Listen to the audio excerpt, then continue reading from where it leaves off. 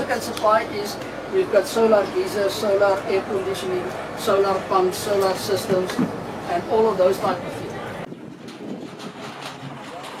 Mesdames et messieurs, nous sommes dans la province du Douala. Question de vous informer au nom de la grande équipe de cette émission. Grand merci à Benjamin Dungar et de la caméra. Grand merci à la grande équipe de MAC, le média d'accompagnement des actions du chef.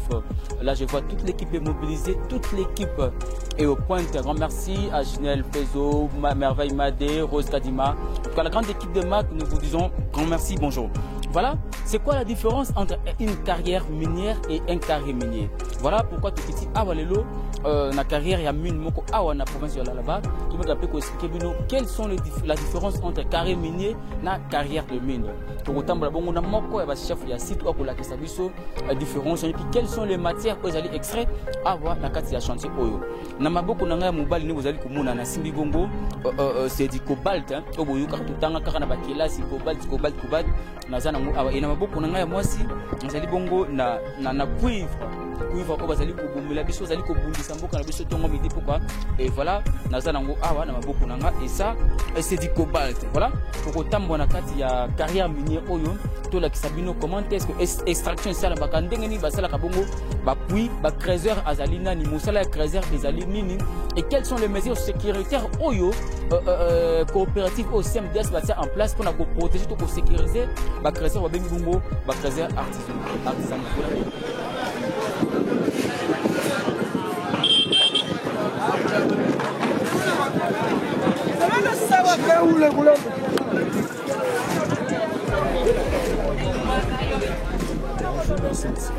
Vous vous présentez?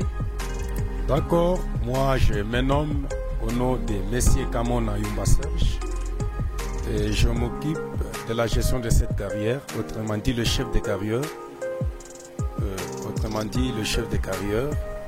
de Kamilombe, le nom de la dite carrière Kamilombe, et pour le compte de la CMDS, ce qui veut dire coopérative minière pour le développement. Par rapport à l'activité, nous sommes en train de mener une activité qui est vraiment une exploitation qui est appelée artisanale. Voilà. Pourquoi on appelle exploitation artisanale? C'est une exploitation qui est artisanale, donc ce qui se fait par nos mains. Là, il n'y a pas vraiment la présence des engins, soit des machines. C'est-à-dire c'est une exploitation qui se fait par le creuseur communément appelé artisanal. Donc une activité qui nécessite une force physique, la main-d'œuvre de l'homme. Effectivement. Et pourquoi vous avez choisi ces modes ou cette méthode de fonctionnement dans un carré minier pareil? Oui, nous avons choisi, c'est parce que, tel que vous venez juste de le dire, que voilà, c'est une activité qui est en train de se passer par une main-d'œuvre. Donc, nous utilisons, c'est-à-dire ce sont les individus, les artisanaux miniers, eux-mêmes, par leur force, par leurs propres moyens, qui font cette activité. Voilà, nous sommes dans la province du Douala. Vous êtes membre de la CMDS, une coopérative minière de développement et social, qui s'occupe essentiellement des creuseurs artisanaux. Pour nous savoir, dans la province du Douala, combien de carrés miniers il y en a au total qui sont en mode artisanal? Là, je dirais que c'est difficile peut-être d'avoir la précision. Pour ça, vous précisez que voilà, dans la province de Lualaba, il y a autant de carrés miniers, ou soit il y a autant de carrières. Il me revient peut-être à vous répondre, peut-être à ce que je suis en train de gérer ici, à ce qui concerne Kamilombe, là peut-être je serai en mesure.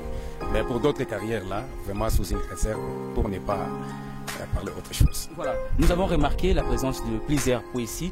Comment vous faites? Quelles sont la première opération à effectuer avant de creuser ou soit d'effectuer un puits? Merci monsieur le journaliste.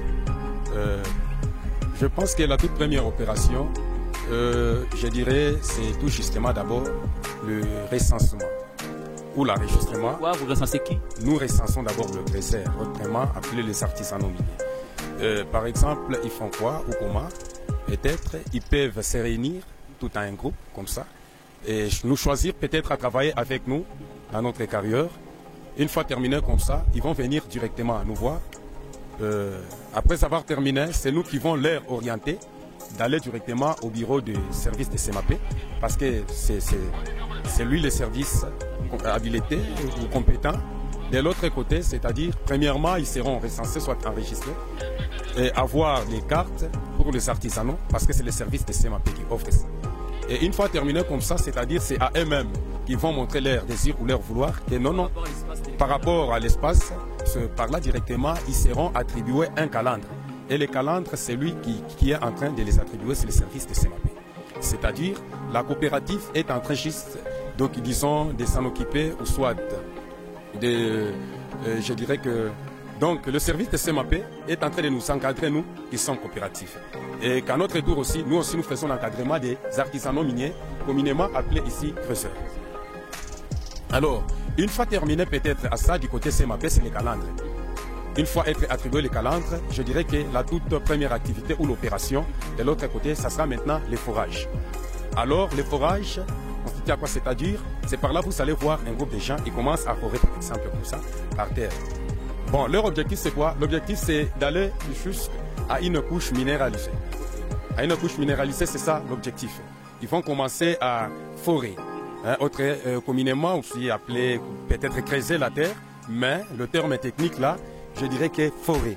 Ils vont commencer à forer, comme à l'occurrence de ces puits-ci. C'est-à-dire ils vont commencer à forer. L'objectif, je vous ai dit que je me répète encore, c'est d'aller jusqu'au socle. Oui. C'est-à-dire, de l'autre côté, une fois trouvé les minéraux, là-bas, ils commencent maintenant à extraire ça. Une fois ils commencent à forer, c'est-à-dire c'est sous la bénédiction ou l'orientation du service de CEMAP. Parce que les services de CEMAP, il y a des techniciens qui orientent cette carrière. Que vous faites ça, pour qu'il n'y ait pas des accidents comme ça. Et peut-être en extrayant les minéraux de l'autre côté, il y a toujours la présence des agents de CEMAP. Ce sont eux qui orientent l'affaire pour qu'il n'y ait pas des accidents, pour qu'il n'y ait pas, je ne sais pas. Dans un chantier minier, quels sont les moments ou les périodes les plus difficiles ou dures lors de l'exploitation? Le moment le plus difficile lors de l'exploitation, je dirais que c'est pendant la période de forage. Pendant la période de forage, c'est-à-dire les creuseurs souffrent. D'où parce qu'il y a l'incertitude d'abord. Et c'est par la foi, je dirais. Là, il peut s'y mettre ici pour forer comme ça. Et je dirais que c'est un voyage de la foi. Il peut ou n'est pas. On voyageait dans les noirs. Exactement. Il peut ou n'est pas trouvé. Trouver quoi? La couche minéralisée. C'est-à-dire, c'est ça la période qui est vraiment la plus difficile dans cette exploitation. C'est la période je dirais que peut-être vit la baisse des métaux parce qu'auparavant, notre encadrement était au moins aux 25 000 creuseurs que Kamilombe est en train d'encadrer ici. 25 000 creuseurs ou artisanaux. Vous avez parlé de baisse des métaux. Donc, vous connaissez ces moments pareils où il y a baisse, où il y a rupture peut-être de minéraux. Oui, monsieur le journaliste, ça fait presque une année où il y a eu une baisse des cobaltes. Des cobaltes, comme on a toujours dit que le Lualaba, ici soit la province de Lualaba, c'est la capitale des cobaltes surtout. C'est-à-dire, ça fait presque une année où la province de Lualaba aurait été vraiment dans cette situation de la baisse des métaux. Je ne sais pas si c'est une situation qui est nationale ou soit provinciale ou qui soit internationale. Mais là, nous parlons particulièrement à nous qui sommes Lualaba. Lualaba plutôt. Après avoir fini les forages, combien revient 1 kilo, soit je ne sais pas, des différentes matières qu'on extrait? Oui. La vente, ça s'effectue comment? Oui, je dirais que tous ces stalagmatiques ici, ce qui veut dire quoi? C'est-à-dire est négociable. Négociable, même le forage comme ça. Le forage est totalement négociable. Ça dépend de la convention faite, peut-être avec les groupes, avec les sponsors et autres. Là, peut-être je peux m'expliquer par rapport à ça. Même à la vente, c'est négociable. La vente, ça se passe comment? C'est par rapport à la teneur. On voit, c'est par rapport à la teneur, par exemple. Là, peut-être je peux m'expliquer à une question, peut-être d'une chaîne d'approvisionnement. Ici, quand ils viennent comme ça, ils se réunissent, ils viennent forer. Et quand ils terminent à forer, terminer, ça veut dire quoi? Trouver une couche minéralisée. Pour eux, ils peuvent se limiter par là. Ok? Là, ils vont faire un appel aussi aux creuseurs appelés, je ne sais pas, mercenaires. Parce qu'il y a le creuseur proprement dit, autrement dit, le creuseur du premier souffle. Ce sont des creuseurs qui auraient commencé à faire les forages dans leur calendrier. S'ils n'arrivent pas là, ils vont faire appel aux creuseurs du deuxième souffle, appelés aussi mercenaires par exemple comme ça. L'objectif c'est d'aller aux couches minéralisées. Alors dès qu'ils arrivent de l'autre côté, c'est-à-dire ils vont commencer à faire quoi? À extraire ce minerai en mettant dans des petits sacs, à l'occurrence de ces petits sacs qui est devant vous. Là, ils vont appeler, je ne sais pas, la troisième catégorie de creuseurs, communément appelée sur là-bas salisseurs. C'est-à-dire ce sont des transporteurs. Ils transportent en chaîne comme ça. Et quand ils transportent en chaîne, c'est-à-dire en dessous jusqu'en haut. Comme ça, en transportant comme ça. Dès qu'ils arrivent avec ça ici, là nous voyons directement, il y a deux types de minéraux ici. les minéraux qui seront lavés ou soit les minéraux qui seront vendus bruts. Alors lavés, voilà la présence d'eau, de l'eau. Là-bas, il y a un flaque d'eau, là-bas un tank, c'est-à-dire... C'est naturel ou c'est créé par... Je dirais que ce n'est pas naturel, c'est artificiel. Oui. Par là, vous allez voir directement, ils vont acheminer les minéraux là-bas. Il y a des moyens de transport, il y a des cyclistes ici, il y a, je ne sais pas, des taximens et autres, et autres. Ça dépend. Hein? C'est-à-dire le responsable du puits, il peut appeler directement qu'on amène au niveau de l'eau. Si ce sont des minéraux lavés. Alors, si ce sont des minéraux bruts, là, la destination, c'est vraiment du puits vers un dépôt. Il y a un comptoir d'achat ici, appelé un dépôt. Dans les sites ou à l'extérieur du site? Dans notre carrière ici, il y a des dépôts. Il y a nos partenaires qui sont chinois là-bas, qui vendent nos minéraux. Et à la question qui m'a été posée par vous, je dirais que c'est slagmatique, c'est-à-dire tout dépend de la teneur. Voilà. Après extraction, comment vous faites? Vous quantifiez tous les matières extraites du puits ou vous les laissez partir comme ça pêle-mêle sans pour autant savoir un peu du point de vue quantité ou tonnage? Souvent, nous les quantifions. Nous les quantifions. Merci. Avec votre permission, on peut quand même faire une pause.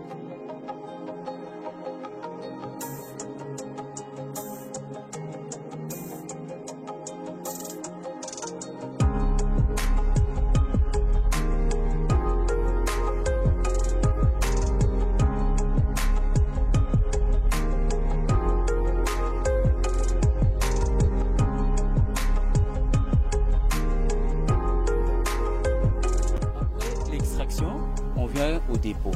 Est-ce qu'il y a des risques quand il y a contact avec le corps? Je dirais que peut-être des contaminations, des respirations et tout. Je dirais qu'il n'y a aucun dépend par rapport aux matières extraites où il n'y a aucun risque pour toutes les matières. Exactement, le risque dépend des matières extraites. Ok? Comme ça, c'est du cuivre. Hein? Je dirais ça, c'est du cuivre. Là, c'est du cuivre. Là, c'est du cuivre. Ici, nous extraisons souvent les cuivres, ainsi que les cobalt. Ça, c'est du cuivre. Là, c'est du cuivre. Comment vous faites? Moi, je n'ai aucun élément par rapport à ça. Comment vous faites pour différencier le cuivre et d'autres cuivres? Je vous ai dit ceci. Quand ils se mettent peut-être dans le fourrage, c'est-à-dire leur objectif, c'est d'aller trouver une couche qui est minéralisée. Et la couche minéralisée, ça peut être une couche de cobalt ou soit une couche de cuivre. C'est-à-dire, c'est différent. Si vous regardez bien, vous observez bien quelque part ici, le cuivre a une couleur, la couleur qui est verte. Hein, la couleur verte. Directement, là, pour un creuseur expérimenté, une fois trouvé ou soit arrivé dans cette zone-là, il va se rassurer. Tu rentres compte directement que je suis dans une couche de cuivre. Ok? Alors, dès qu'il passe peut-être cette couche ici, arrivé à une autre couche, là directement, il va s'y rendre compte que je suis dans une couche ou zone de cobalt. Là, c'est automatique.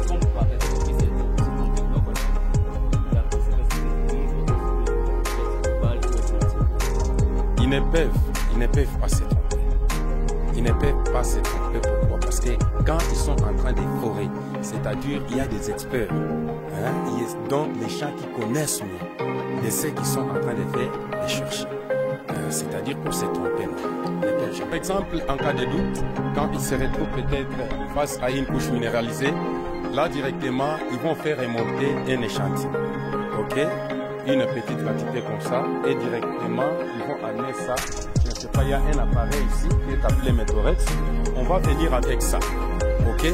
En arrivant, c'est-à-dire c'est le Chinois, ou soit un Congolais lui-même, peut mettre ça à cet appareil qui est appelé Métorex. C'est par là on saura que c'est du cuivre ou pas, c'est du cobalt ou pas. En cas de doute, par exemple, s'ils arrivent à douter, là, ils vont prélever peut-être un échantillon et remonter avec ça à un dépôt. Et là, ils vont mettre ça à un appareil qui est appelé Métorex. Et c'est cet appareil qui va le certifier, donner une certitude que voilà, ça c'est du cuivre, soit ça c'est du cobalt. Tels qu'ils sont venus avec. Voilà. Toutes les matières extraites ici au Congo, la transformation se fait toujours ailleurs. Là, sous une réserve, parce que la coopérative a ses limites. Nous nous limitons peut-être par rapport à la gestion de cette carrière. Mais les autres là, nous ne connaissons. Il n'y a aucun délai. Aucun délai. Il n'y a aucun délai. Aucun risque de contamination ou de quoi que ce soit. Moi, je vous ai répondu peut-être par rapport à cette question. Ça dépend des matières extraites. Par exemple, l'uranium, hein, si quelqu'un vient de faire d'extraire ça, peut-être a des conséquences. A des conséquences. Mais pour le cuivre ici, du cobalt et autres, il n'y a aucune conséquence. Voilà. Et par rapport à ces sites, quelle est la quantité la plus extraite ici? Quelle est la matière la plus extraite? Est-ce le cobalt ou le cuivre? Souvent, c'est du cobalt. Souvent, Kamilombe, il produit en très grande quantité du cobalt. Si on peut faire le tour du dépôt quand même. Sans dérange.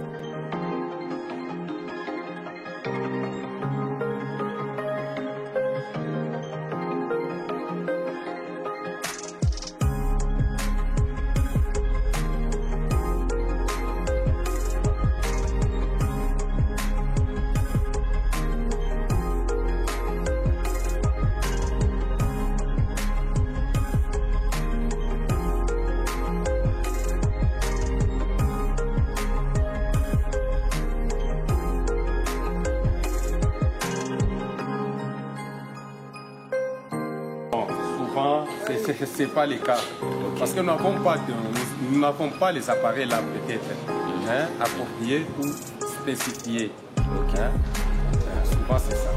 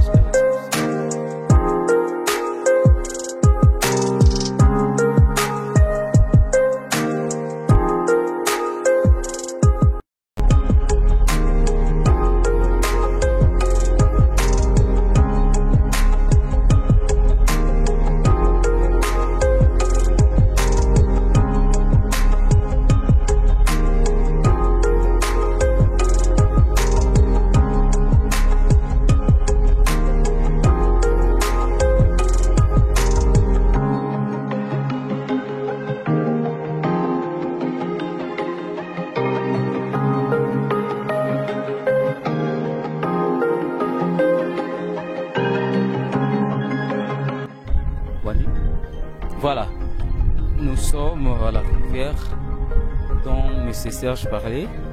C'est ici qu'on lave les différentes matières. Okay. Voilà. Donc, ça c'est quelle matière ça? Ça c'est du cobalt, tel que je vous avais dit. Okay. Je vous avais dit. À séparer avec ce que j'ai, non? Ça aussi c'est dit. Ça c'est. Non, c'est différent. Ah. De ce que vous savez. Ça c'est du cuivre. Ça c'est du cuivre. Ça c'est du cuivre et ça du cobalt. Ce que je détiens ici, c'est du cobalt. Ce que vous détenez là-bas, c'est du cuivre. C'est-à-dire il y a la différence. Donc c'est cette rivière qu'on vient pour laver les matières une fois extraites. Exactement, tel que je vous avais dit. Au préalable, au niveau du puits, je vous avais dit qu'il y a deux types de minéraux ici. Il y a des minéraux lavés. À l'occurrence de ça, ce sont des minéraux lavés. Ce que j'ai à ma main ici. Et aussi, il y a des minéraux brites. Tel que je vous avais dit, de brites, on les achemine directement à un comptoir d'achat qui est appelé dépôt. Là où il y a nos partenaires, nos fournisseurs, je pense. Alors, d'autres, le laver ici, on les amène directement ici. Un petit lac ici. Je vous ai dit que c'est un lac qui est artificiel, qui n'est pas naturel. Je pense, c'est ça. Une fois terminé, peut-être à laver. Là, la destination, ça sera à un comptoir d'achat. Là, c'est directement à un dépôt. Un dépôt peut-être de l'autre côté, je peux m'expliquer aussi. C'est-à-dire, une fois amené à un dépôt, ils vont procéder soit à verser le minerai par là. Une fois terminé à verser, on va faire le malaxage.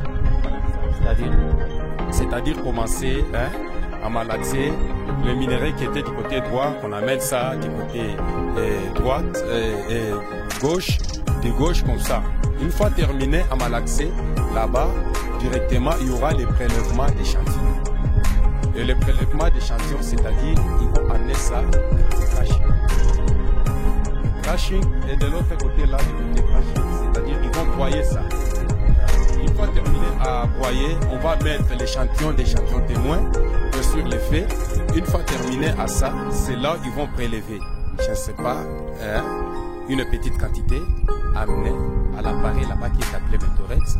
Et les Chinois, ou soit les partenaires, si c'est Libanais, si c'est Congolais comme ça, parce qu'il y a même des Congolais aussi, et aussi qui vendent des minéraux, tel que le président de la République l'a dit qu'on a besoin des millionnaires congolais et autres. Ici, chez nous, bien sûr, il y a les Congolais qui achètent des minéraux comme ça. C'est-à-dire, une fois désiré soit à mettre comme ça, là, l'appareil va nous donner directement la teneur.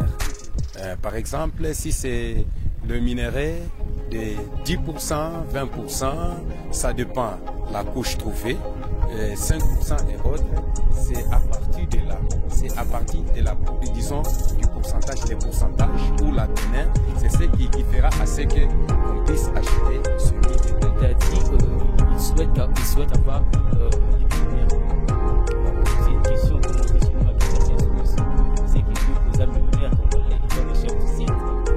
Bien sûr que oui, je dirais. Pourquoi? Parce que je suis en train de travailler pour le compte de la CMDS et la CMDS est en train de rémunérer comme il se doit, soit comme il faut. C'est-à-dire, il me revient aussi à moi de penser d'entrer dans une même philosophie telle que le président de la République l'a dit, que l'objectif est juste de former les millionnaires congolais. On peut me payer comme ça, c'est à moi maintenant avec ce que je suis en train de toucher. Voilà. Je ne sais pas si vous êtes habilité à répondre à cette question, je vais essayer de toucher à cette question. Il n'y a pas longtemps, on a eu à écouter, je ne sais pas si c'est une spéculation, il y a un partenaire qui crée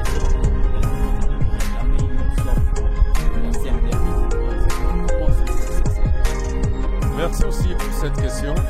Je dirais d'abord, pour réclamer quelque chose, c'est-à-dire qu'il aurait fallu que la personne avoir peut-être une qualité, compétence ou soit l'intérêt.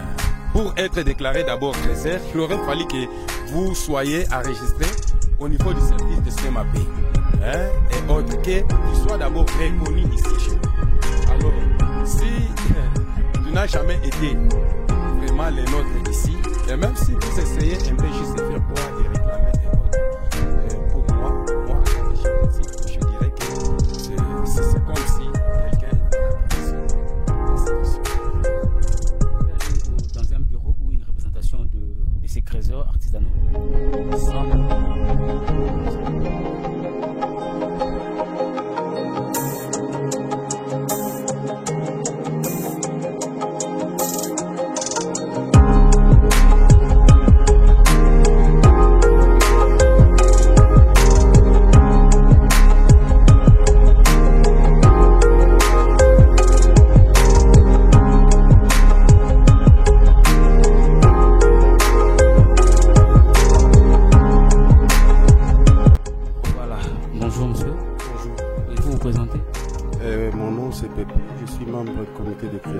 Je joue le rôle de sensibilisateur.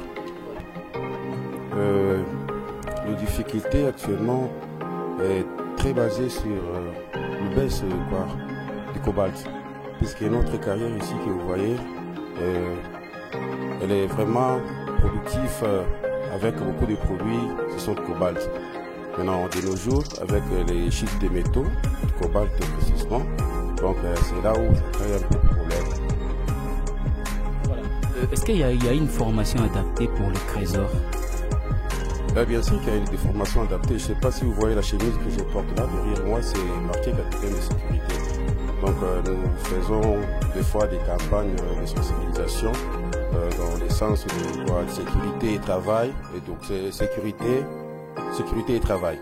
Donc nous essayons de faire comprendre aux trésors qu'ils ont intérêt de travailler dans des conditions qui sont normales, dans des conditions sécuritaires et surtout la propreté également, puisque la sécurité n'est pas seulement basée sur les éboulements et tout.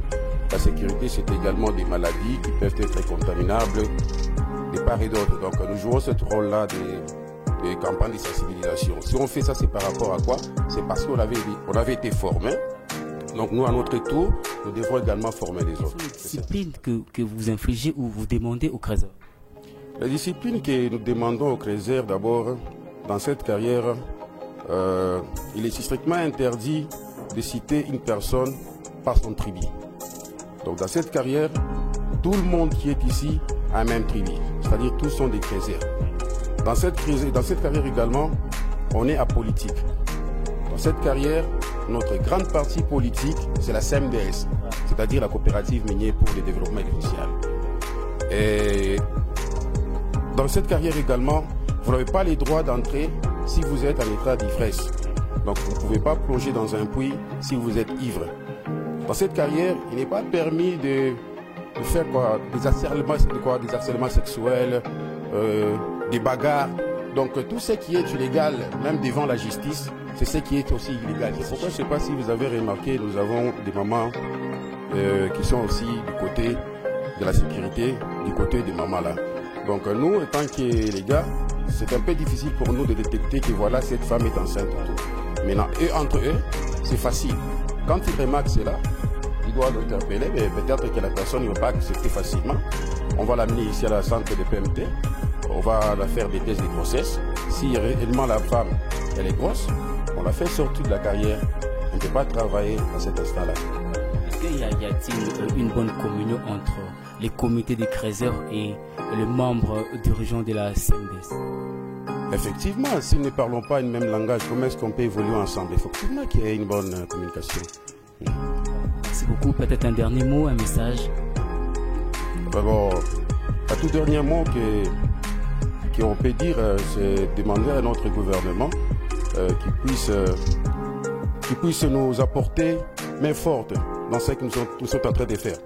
Puisque le travail qu'on est en train de faire, ça contribue aussi un petit plus dans les caisses des trésors publics. Mais il y a un plus grand souci, c'est que les artisanaux, nous qui sommes Congolais ici, en train d'exploiter, on n'a pas le droit d'avoir les contrats directs avec les usines.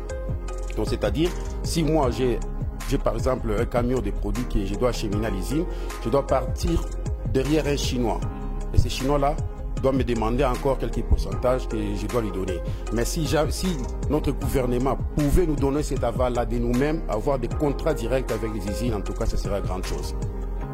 Voilà, merci, c'en est fini pour aujourd'hui, mesdames et messieurs. Nous étions ici et question de vous informer c'est quoi une carrière minière, c'est quoi une carrière de mine.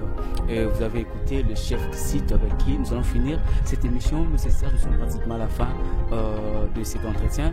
Et quel est votre mot, un message particulier à lancer au gouvernement central ainsi qu'au gouvernement provincial du Lualaba? Merci, monsieur le journaliste, de nous avoir encore donné cette occasion.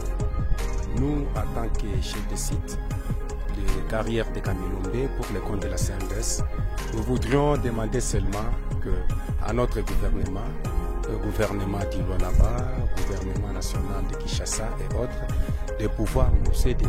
Vraiment. Nous aider en quoi? Premièrement, que nous soyons dans notre vraiment zone d'exploitation. C'est-à-dire que Kamilombe soit réellement d'abord un CA.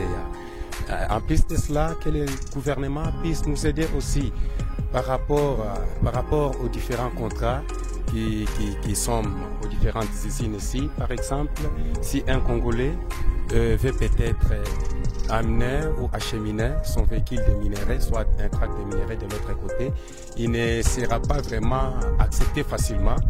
Il aurait fallu que les Congolais là puissent passer via un Chinois comme ça. Alors ça c'est vraiment une difficulté qui est énorme. Parce que le président de la République, je ne cesse jamais de le rappeler dans son discours, il nous avait dit que nous qui sommes Congolais, son plus grand souci majeur, que nous soyons des millionnaires Congolais.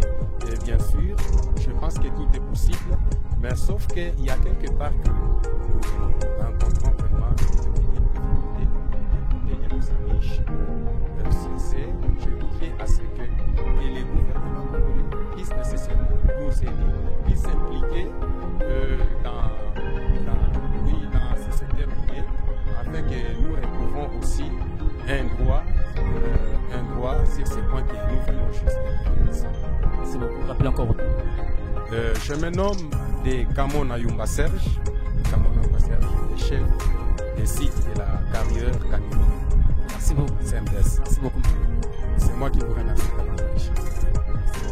Voilà, c'en est fini pour aujourd'hui, mesdames et messieurs. Dites un grand merci à la grande équipe de cette émission, comme d'habitude, Benjamin Dongala, les réalisateurs, encore toujours derrière la caméra. Un grand merci à tous ceux qui aiment faire mes côtés. Un grand merci à la grande équipe de médias d'accompagnement des actions du chef MAC en sigle, tous les journalistes, tous les médias membres du MAC, en tout cas. Un grand merci pour votre activité, grand merci pour cette énergie dégagée tout au long de notre séjour passé ici dans la province du Lualaba. Grand merci également au gouvernement provincial du Lualaba. Grand merci pour l'élection de Madame Fifi Masuka comme gouverneur full, comme on l'appelle ici au Lualaba. Nous ne faisons que lui souhaiter bon mandat pour ces quinquennats ici dans la grande province minière du Lualaba. Voilà, d'ici la porte.